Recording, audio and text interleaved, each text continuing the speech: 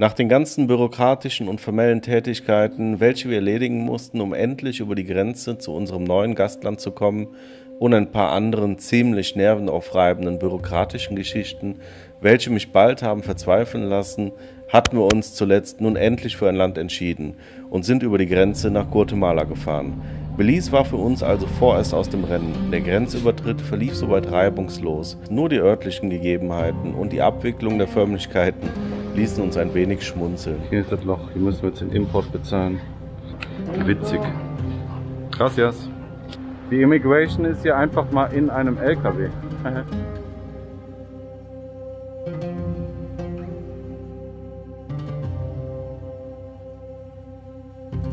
Ein neues Land mit neuen Abenteuern und neuen Herausforderungen liegt vor uns.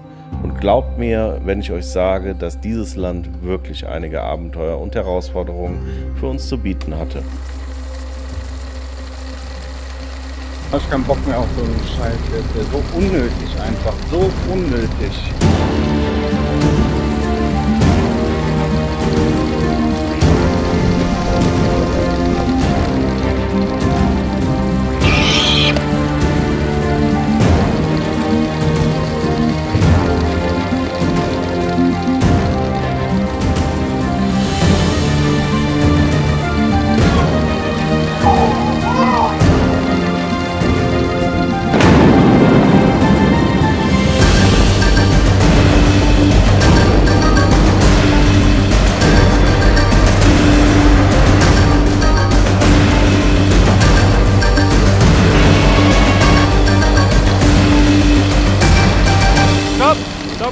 Stopp.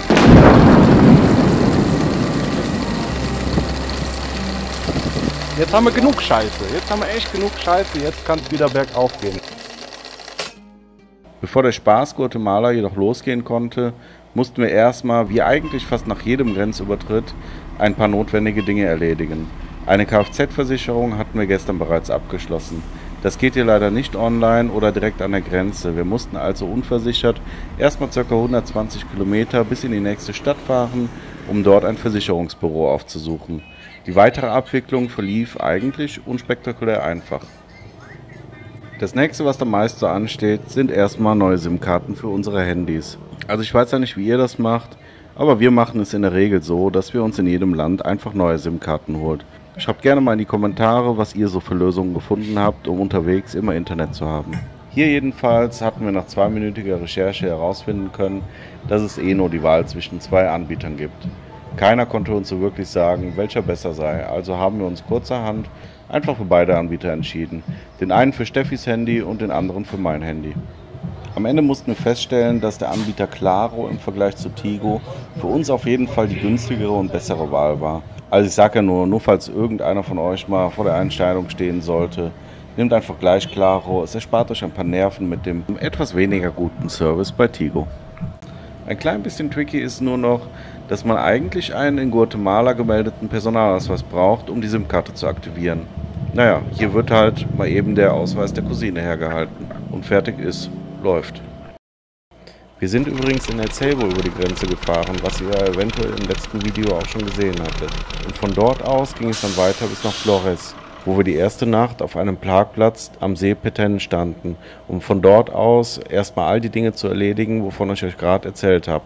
Sonderlich schön war der Parkplatz nicht, aber immerhin umsonst und in guter Laufweite zu all den Läden, die wir brauchten. Da es auf der anderen Seite des großen Sees etwas ruhiger und vielversprechender aussah, was schöne, ruhige Stellplätze angeht und wir erstmal ein paar Tage relaxen und uns Gedanken über den weiteren Reiseverlauf machen wollten, sind wir rübergefahren und haben uns auf die Suche nach einem netten Plätzchen gemacht. Der einzige öffentliche Platz war zwar ein bisschen eng wegen der vielen Bäume, aber nach unseren Pi mal Daumen-Berechnungen sollte das eigentlich irgendwie passen.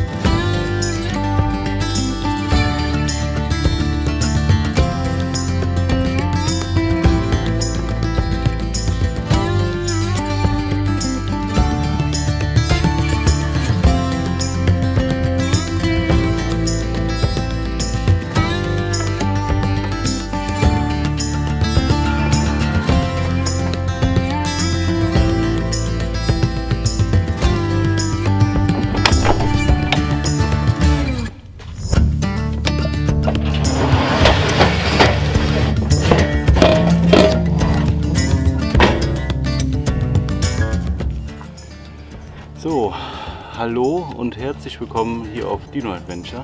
Hallo. Millimeterarbeit haben wir jetzt hinter uns. Ja, perfekt stehen wir immer noch nicht. Ja, aber wir stehen gerade genug, um irgendwie schlafen zu können. Wir sind in der Nähe von Flores in Guatemala, also herzlich willkommen aus Guatemala, unser erstes Video aus Guatemala also.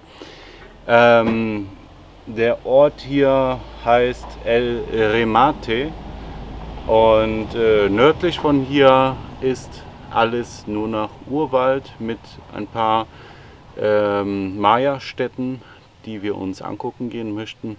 Eine davon können wir auf jeden Fall anschauen. Dann gibt es rechts und links davon irgendwo mitten im Dschungel noch relativ abgelegene andere zwei Maya-Städten, die wir uns eigentlich auch anschauen wollen, aber es könnte sein, dass das nicht mehr geht und dass es auch für uns nicht geht, weil wir zu hoch sind und die Pisten nicht befahren können. Also da gibt es irgendwie ein ganz wenig kuriose Einträge nur zu im Internet und ja, wir werden es auf jeden Fall anschauen und ausprobieren.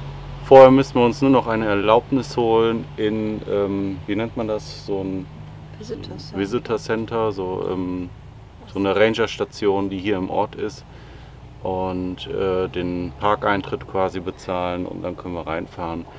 Jetzt stehen wir aber erstmal hier an so einem kleinen öffentlichen Platz. War extrem anstrengend, hier überhaupt irgendwas zu finden, weil einfach alles eingezäunt und bebaut ist wieder. Ja, es ist generell in Mexiko und in Guatemala jetzt anscheinend auch. Wir sind ja noch nicht so lange hier, aber es ist generell schwierig. Immer wieder schwierig, irgendwie einen schönen Campspot zu finden.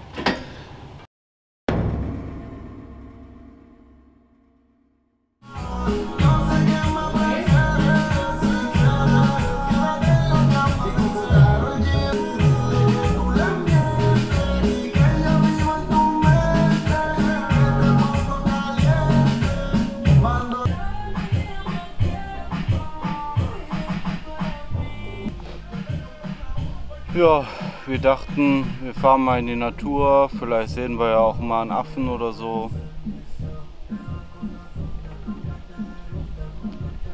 Ja, ich sehe da 5 Affen. Mit einem fetten Auto und fetten Lautsprechern und lauter Musik. Es interessiert mich ja normalerweise nicht. Normalerweise ist das alles vollkommen okay, aber so langsam nervt es ein bisschen. Ich hatte erst irgendwie ein bisschen das Gefühl, wo wir nach Guatemala reingefahren sind, dass das jetzt ein bisschen weniger wird mit der Party und der lauten Musik an so Plätzen. Die letzten 2 Nächte standen wir da an so einem Parkplatz. Da hatten wir eigentlich echt Glück gehabt. Da war es sehr ruhig, obwohl es mitten in der großen Stadt war. Und ja, jetzt stehen wir halt hier auf der anderen Seite vom See, wo eigentlich viel weniger, also ein viel kleineres Dorf ist. Und ja, irgendwie der einzige Platz, den wir hier gefunden haben, wo wir stehen können. Und die Ruhe mal ein bisschen genießen können. Yeah!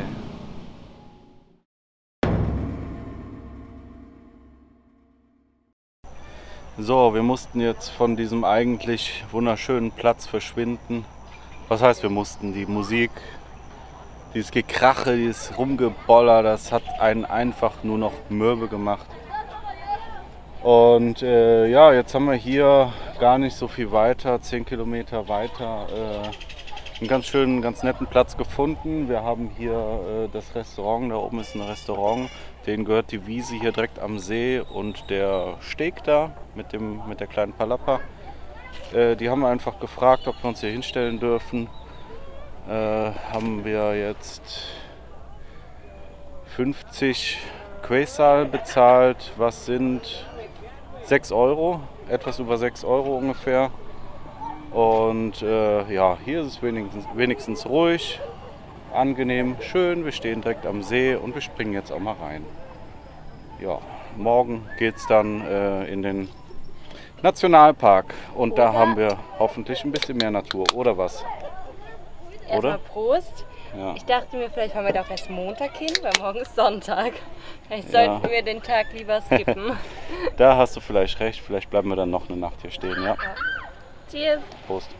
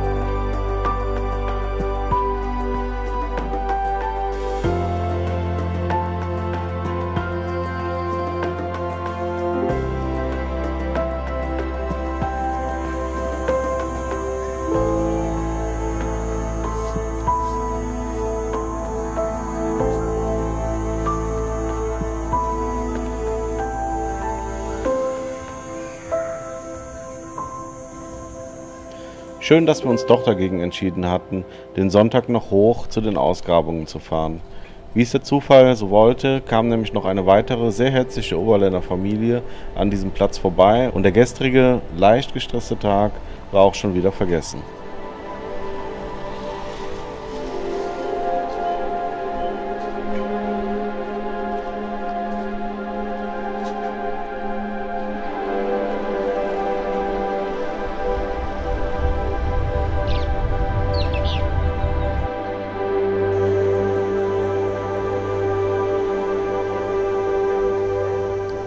Ich habe unseren Grill ausgepackt und gemeinsam haben wir den Abend mit Steak, Grillgemüse und Bier ausklingen lassen, während die Glühwürmchen am Ufer ein wahres Lichterspiel abgaben.